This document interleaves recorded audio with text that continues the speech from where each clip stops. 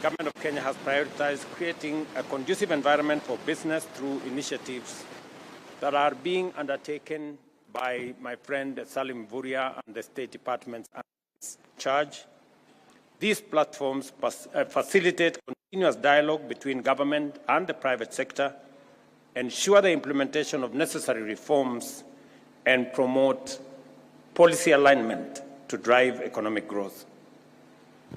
I have had occasion to engage KEPSA in roundtables, I think 3 times, and it has been a very informative conversation. I have also asked the ministry responsible for this space to have continuous engagement, especially when we are formulating policy positions, when we are looking at what areas that we need to intervene.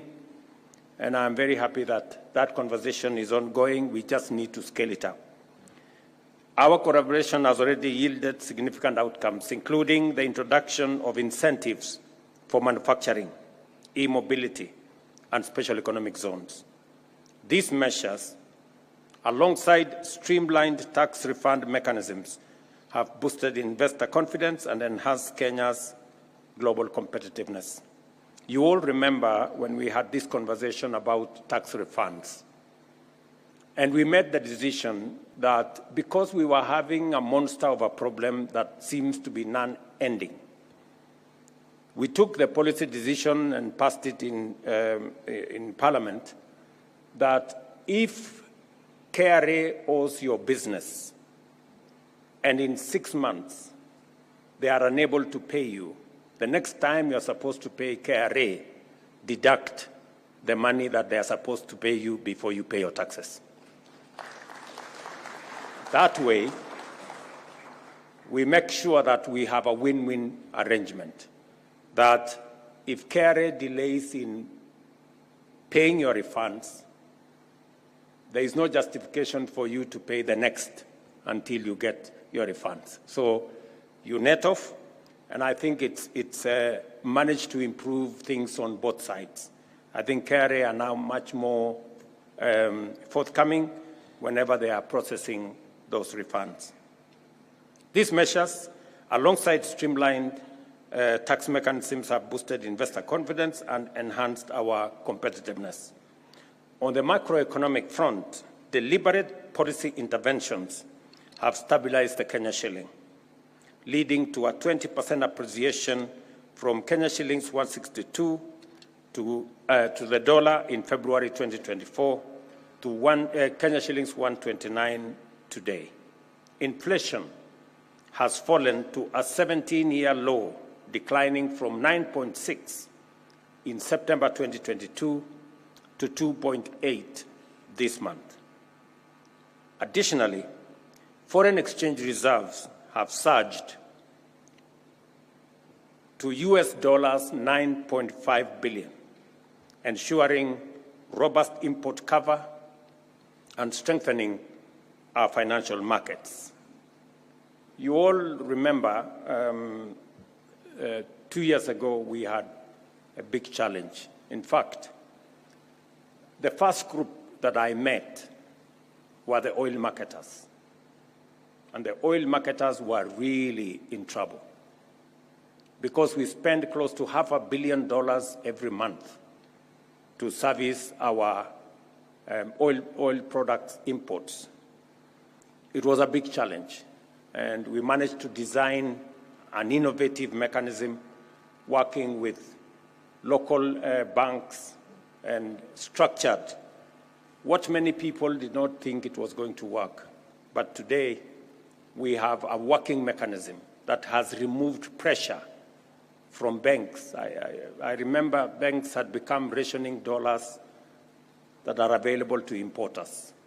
We have since resolved that issue, and I am very confident about the future, that even companies that could not remit, dividends to foreigners, and they had to wait for months to be able to do that, that challenge has now been removed, sorted out, because we have consistently worked with the private sector to identify areas of collaboration and partnership that would help to resolve the challenges that face our economy.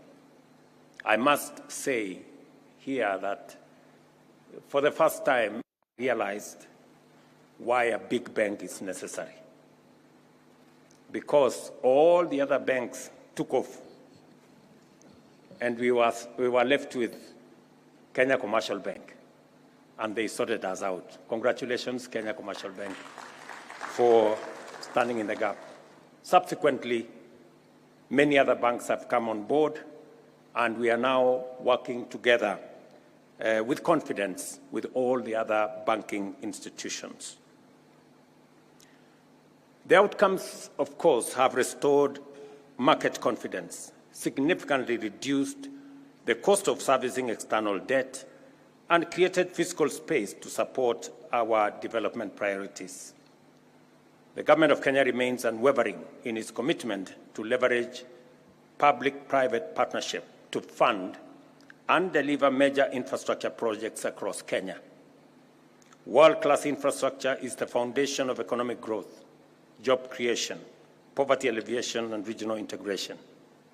From successful collaborations such as the Nairobi Expressway, the County Aggregation and Industrial Parks, and the Lapsset Corridor, we have demonstrated how PPPs can mobilize private capital and expertise while reducing the fiscal burden on the government. Moving forward, we are expanding this model to critical sectors, including transport, energy, water, and affordable housing, to ensure sustainable and efficient delivery of projects that transparently and efficiently meet the needs of our people. Let me say this, that private-public partnership is the way to the future. We are currently in consultation on how to deliver universal health coverage. And one item that is critical to the delivery of universal health coverage is equipment in our hospitals, whether we are talking about MRI equipment, whether we are talking about dialysis equipment, and many other equipments that are necessary for the delivery of UHC. Of course, apart from human capital that we require, and apart from medical commodities that we require. And we have agreed in a structured manner with all the stakeholders, including our county governments, that using the model that we used before under the managed equipment service, we have improved on that model. In that model, we contracted suppliers who supplied equipment, and we used the equipment to deliver service. We paid the suppliers for that equipment over time. This time round, we've made it even better. We have told the suppliers, because the challenge we had in the other program was that we had some equipment delivered to some hospitals that did not work, and yet we paid for them. And some of the time the equipment worked, some of the time it did not work, but we paid for them. So we told them this time round, you deliver the equipment, because this is a public-private partnership. We will pay you for the service of that equipment. If you deliver for us one MRI service, we pay for that service. If the equipment is down, we don't pay. If the equipment is not functioning, we don't pay. That way, everybody does their part of the bargain. Equipment that we have used public money to pay, yet not working. Or we also eliminate paying for equipment that is not providing any service.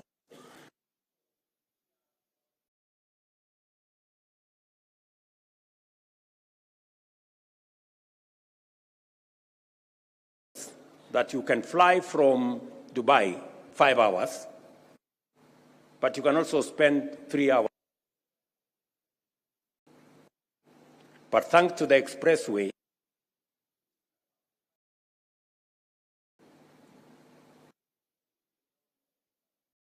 did not put any money in the expressway. It was built by the private sector. We gave them a long-term lease of 27 years. They will recover their money from the tolling, and we are all happy. We can now take between 10 and 15 minutes to be in the city center. We don't have to spend 3 hours. I guess it works for everybody. It works for the private sector, it works for the public sector, it works for all of us who use that facility. And that is how the future is going to look like, because it provides us a win-win arrangement. Unless the private sector represented here don't see the opportunity. When we talk about the private sector and when we talk about PPP, they must not necessarily be foreign, and they must not necessarily be white. Yeah? So you should put yourselves together and deliver some of these projects locally. We have sufficient financial muscle among some of you who can help us deliver some of these projects. Let me give you another example. The governor of Nairobi again has said ably how we are going to give him 140 million liters every day beginning shortly, because we have just completed the project, the Northern Collector. But he didn't tell you the difference this time round. I have told him that we are not going to give him the water for free. He is used to free water, this man.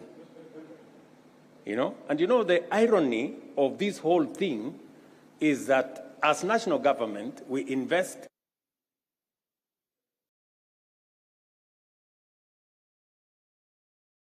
deliver water to utilities. And when that water comes to the city, it is free. So we go looking for taxes from Kenyans to go pay for the dam. And meanwhile, we have delivered water for free to our city. And that is why the city sometimes is not conscious. That's why most of that water is wasted. Because if you get some water for free, you are not very keen on how you use it, you know? So now I signed the law 2 weeks ago, the new water bill. We're now going to have a bulk water. We're going to sell him water at a fraction of what he is selling to the public. And we are going to invest that money in putting up a new dam for him so that we can meet the gap that he has said. He said he needs 900 million, and that is growing. He now, even if we give him 140 million liters, we still have a gap of almost 250. That way, we make the whole cycle sustainable. And because there is no free lunch anywhere in the world, I guess there is no free water anywhere in the world. And if there was, the county would be delivering free water to citizens, but they are not. So again, we have to build sustainability into this. And I want to invite again the private sector, because now we have a revenue stream. You can invest in water, and we can pay you for the construction of a dam, because we have now a revenue stream. So these are some of the areas we are building on sustainability to make sure that we can achieve the aspirations that we have in a sustainable way by working together in that manner. So the private sector has a very big role to play going forward. Whether it is in delivery of our electricity, all of you know that today it is the private sector that invests in our electricity. Through the power purchase agreement, once we give you a power purchase agreement, you can put your money in generating electricity. And that is what is going on with all the green energy we are producing. Now we have a water purchase agreement. We are going to have the next thing so that we can invest in that area. Let me also say the following. Because we are discussing about KEPSA and the private sector and what they can do. Look at what we did with Kenya Power. We made the decision that Kenya Power is not entirely going to be run by government or directors from government. That is why we surrendered 4 director positions of Kenya Power to the private sector. And we asked the people in that space who were equally shareholders of Kenya Power to give us directors to run that entity. And I pulled back government influence from Kenya Power. Look at the transformation we've had. This year, Kenya Power, that has made losses forever, made a profit of 36 billion this year. That's what it is. That's what the private sector, the difference the private sector can make. And we can continue, and we can continue, and we can continue. And that is why the private sector in Kenya is punching below its weight. There are bigger opportunities. The private sector needs to be much more robust. I will give you another example. We are, as a country, we have the 3rd largest livestock herd in Africa, Kenya, that is. We have the 3rd largest herd of livestock in Africa. And the irony is that we import all the leather products, all the shoes, and we throw away our hides and skins. I have looked for a guy called Rao. I have begged him. I don't know whether Rao is in this meeting. And I have really been on his case because he happens to have an idea of what we can do around leather, because at least he's producing local leather in Kenya. And we want to support that enterprise. I was talking today to the pastoralist community in Kenya, why we need to do more professional flaying of removing of the skin, that is, and hides. Why we need to do more in that space to invest. And I have made a decision that Kenania, which has been a big challenge here, by January, it should be working so that we can do more around leather. We can expand our leather products and make sure that we take the country to the next level. Again, to the private sector, there is huge opportunity in the leather sector.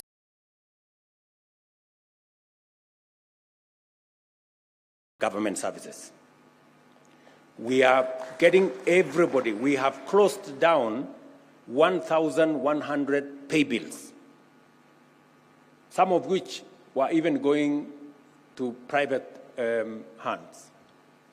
Today, all resources paid to government is paid to one channel.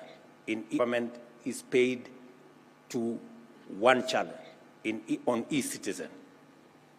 And we have seen significant increase in revenues, government revenues, because the opportunities for pilferage using manual systems has been eliminated.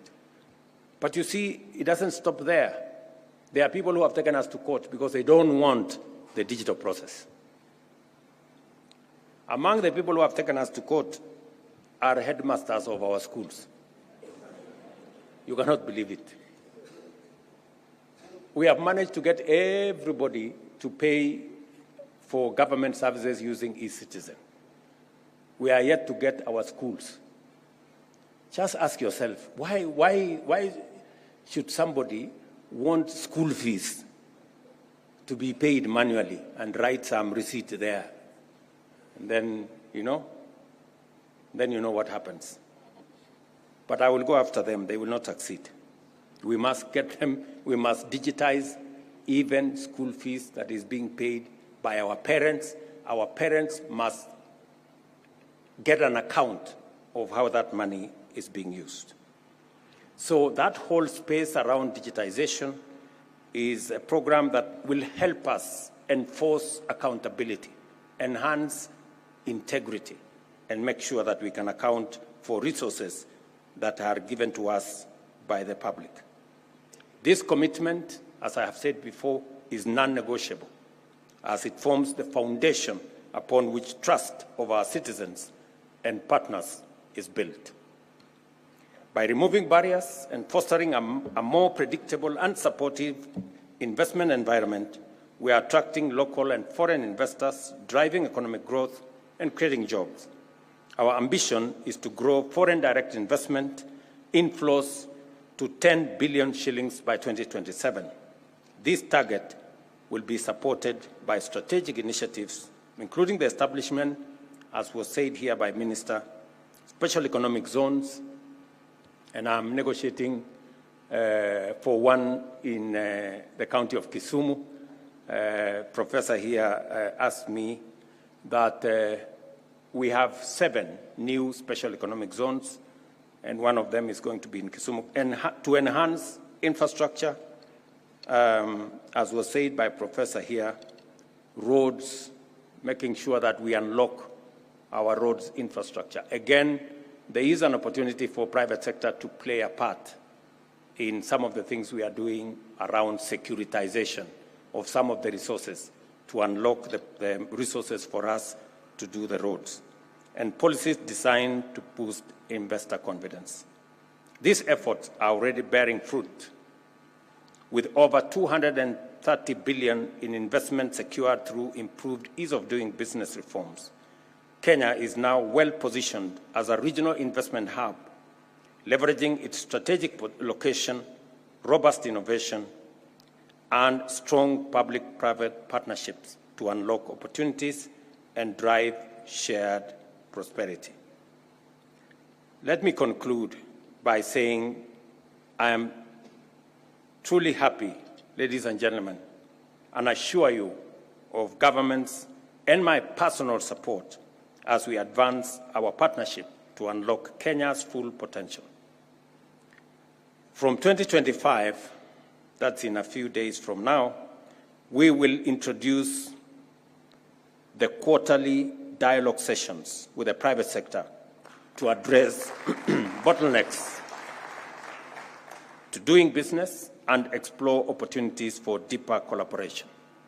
All I ask you as private sector is to find mechanisms of bringing this umbrella body, bringing everybody on board, including our friends at the Chamber of Commerce, so that we can work together. Additionally, we shall launch a dedicated effort to better coordinate business climate reforms, ensure that Kenya becomes the natural home of global, regional, and domestic investment. We will continue to expand the horizon. As you all know, we successfully negotiated the Economic Partnership Agreement.